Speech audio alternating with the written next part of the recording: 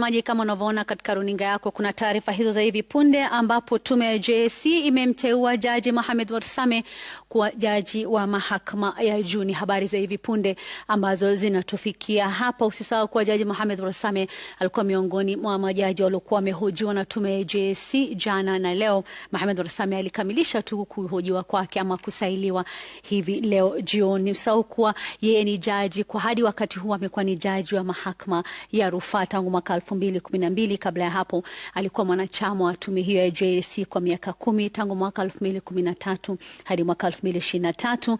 Kuanzia mwaka 2004 hadi mwaka 2012 alikuwa jaji wa mahakama kuu, ambapo amewahi kuwa pia wakili katika kampuni ya Warsame and Company Advocates kuanzia mwaka 1996 hadi mwaka 2003.